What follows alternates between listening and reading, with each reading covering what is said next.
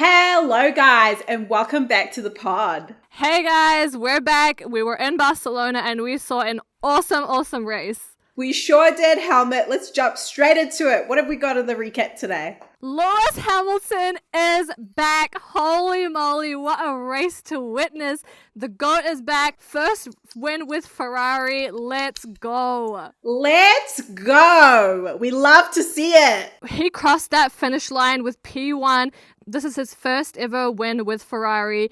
They brought 8 upgrades to this race and it really paid off for him. A perfect race with no mistakes, a good strategy, perfect pit stops.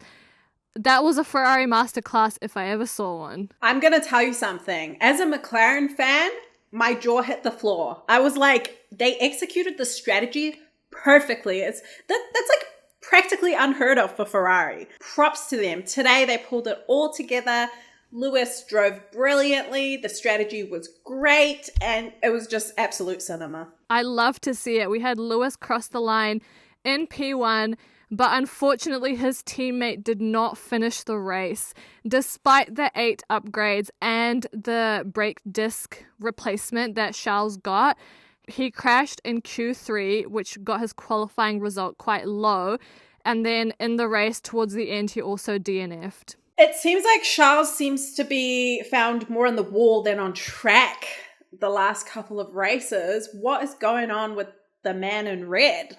Honestly, it is really sad to watch. And even when he crashed in Q3, he was saying in an interview how he's so disappointed and he's ashamed of letting his fans down. And he said it must be so difficult for fans to actually stick with him. We're seeing this man go through misery after misery. And the worst part of it is that he doesn't even have anything to compare himself against because of how many crashes he's had. He can't even set a good benchmark.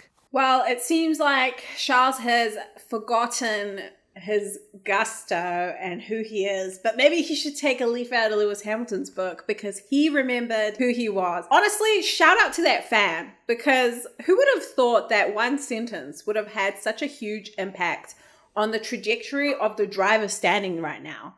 Like, Lewis is only 48 points behind Kimi Antonelli. Yeah, he's 48 points behind Kimi Antonelli. He's very much in the title fight. We could be seeing him win his 8th or 9th, depending on what kind of fan you are, championship. So he's very much there. And George Russell is also there.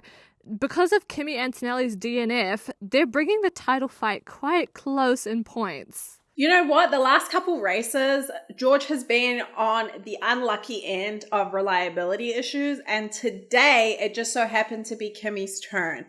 So, you know, as much as it sucks for Kimi, I am for sure on the Lewis Hamilton bandwagon right now. I'm excited to see him do a title charge if possible. And Forza Ferrari, even as a McLaren fan, this is exciting. Oh my gosh, guys, she said it. Okay, I'm noting this down. I cannot wait. But we also saw Pierre Gasly make his way up in the driver standings as well.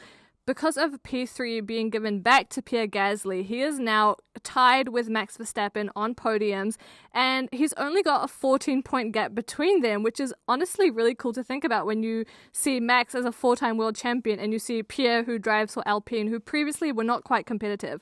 Honestly, I'm still in shock. I can't believe they're tied for the number of podiums this year. Max Verstappen, you know, I mean, I know they were teammates in the past, but to have a redo like this in 2026 is beyond me. Yeah, we won't get into too much of it today, but because of the Monaco penalties, we'll have to see what the FIA kind of do in the future with those regulations and tightening them up, and also how the appeals go with Red Bull and McLaren.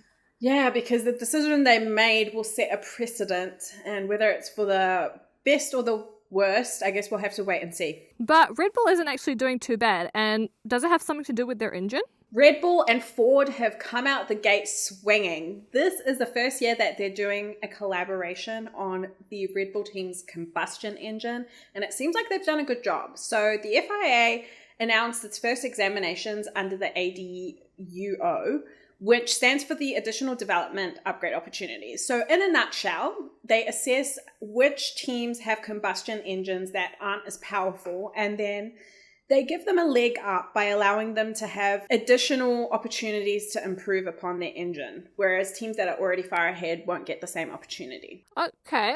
I like that. I like the sound of that. So it's basically to even the playing field. And the FIA found that the Red Bull Ford engine, combustion engine, is the most powerful, even though Mercedes has been dominating the season. What this speaks to, however, is the fact that the ADUO is only concerned with the combustion side of the power unit. So they're not looking at the hybrid or electrical components, which is what could be causing Max and Isaac grief when they're racing on the circuit. And George Russell from Mercedes noted that even though there's been a lot of chat about their combustion engine not being as good as Red Bull, their engine is great, their combustion engine is good, but their chassis is incredible, and that is what is giving them the edge on track. So Max is surprised. He is surprised that they have the best combustion engine because he's like, I ain't seen it translated in my results on track. But in the long term, it could be interesting to see where this Ford-Red Bull partnership takes us. I am so excited for the future, and I'm not surprised that Max was taken a bit back about the FIA's decision. And also, I love that George is across it. I feel like he loves to keep an eye on the other teams.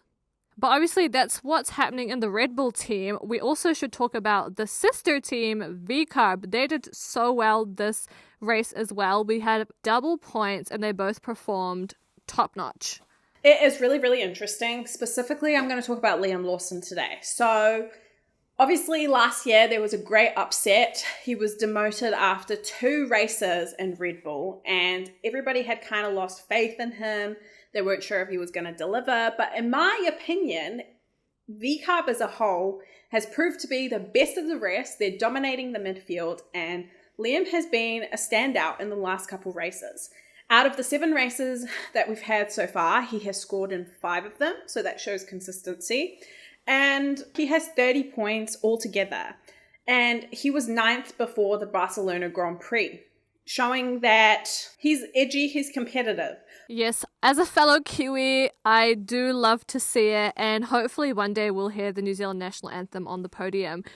But as well as he is doing, he did cause a little bit of a distraction on track today. Yes, so as he was turning into turn 12, he went onto the gravel slightly, and a piece of gravel flicked up from his car and hit the emergency kill switch on the left side of Hulkenberg's roll hoop, and it shut down the Audi completely. This is like a 1 in a million chance that this would happen. I mean, what is going on? Obviously, it wasn't on purpose, but it's just so funny that he managed to do that and take out his biggest opponent in the race. Mind you, the gravel went through the car. Like, it didn't go under. No, it went through it. Like, that. The chance of that happening is so tiny. It's honestly insane. But everything said and done, Liam Lawson seems to be on an upward trajectory, and he's just, bounced back from a great upset, which would have left a lot of other drivers psychologically demotivated and maybe down in the dumps. But he's still got that Kiwi fight and grit in him, and we love to see it. Let's do it. Hulkenberg, though, he wasn't the only one who DNF'd in that race. There were actually quite a couple drivers that didn't get to finish. Yeah, so Alonso came out and said that this might be his last ever race in his home Grand Prix here at Barcelona. And the circuit won't be hosting F1 again until 2028. And he has said previously that he is going to consider his retirement over the summer break this year. However, everything said and done, there also seems to be some rumors swirling about him going back to Alpine. I mean, Alonso and Flavio reunited in Alpine. What could possibly go wrong? Do you know what I mean? Crashgate. I mean, it was the team where he won his 2 world championships in 2005 and 2006. Maybe he's feeling a little bit nostalgic, and he was saying that he's at peace with retiring, but what really hurts him is being uncompetitive. And if there was one word to describe Aston Martin at the moment, I think uncompetitive would be putting it nicely. So I'm not shocked by this decision, but what I want to know is who they're going to kick out to make room for Alonso. I mean, it just doesn't make sense to me. They've got a strong, young driver lineup, and they're both bringing in a lot of sponsorships, and are really good drivers. So who would they let go in order to bring Alonso in at the tail end of his career? Time will tell. Maybe one of them will get promoted to a different team. But I can see what Alonso means. Like, whether he's coming P20 or P10, there's always improvements that he wants to make to achieve better. But Alonso isn't the only one who is trying to extract as much as they can out of a not very good car. We also have Carlos Sainz and Alex Albon and Williams, who were obviously promised quite a bit, but it's not really there. James Vowles has been making a lot of promises between you and I. You know, he keeps saying 2026 is going to be our year, and he has been saying it since 2023 when he first signed up to Williams Racing. However, Helmut, it's not really working out, is it? No, I'm very sorry to say it is not. It almost seems like Alpine and Williams have swapped positions since last year. In 2025, James Vowles diverted 45 aerodynamics engineers to work on the 2026 design, and only 5 were assigned to work on the 2025 car, which is ironic in hindsight because they were doing much better last year. They've only had 2 points in the last 7 races, and they're now 9th in the constructors versus 5th last year, as you aptly pointed out. The FW48 is 20 kilograms overweight, and there's no quick fixes with that because of the cost cap constraints. But Alex Albon came out and said, we can't hide behind the weight. The deficit we have to these other teams is not just that. The car also suffers from aerodynamic issues, balance problems, insufficient downforce, as well as the excess weight. So, in conclusion, I think Alex and Carlos deserve better.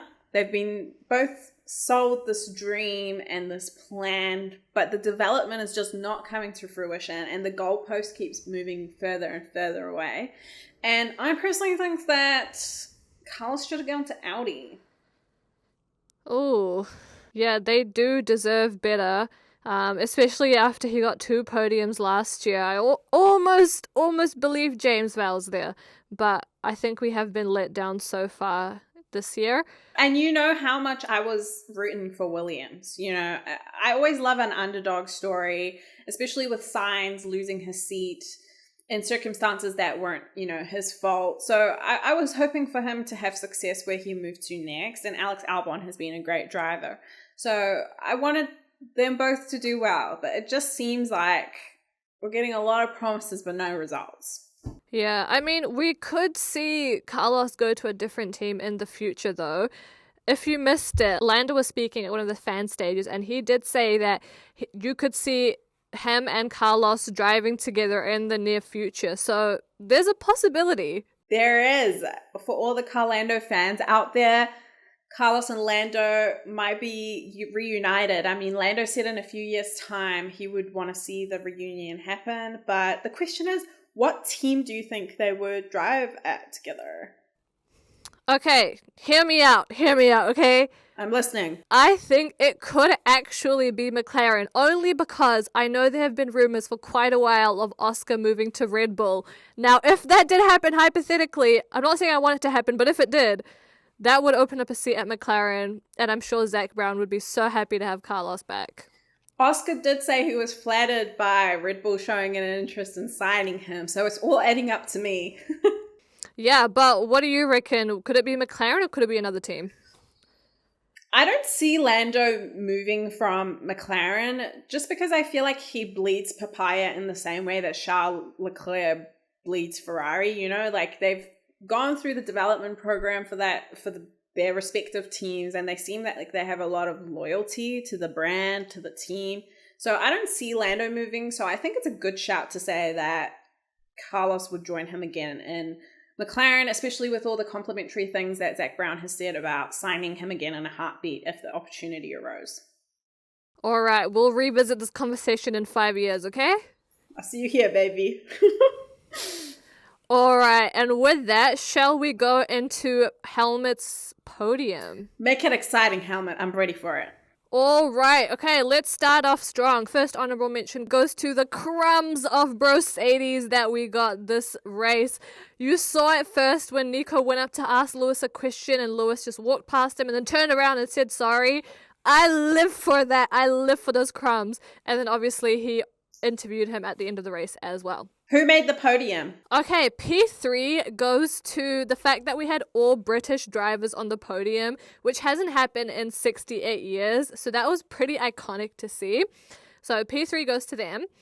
P2 goes to the picture that Alex Albon and George Russell posted with their girlfriends in the jet with the flowers.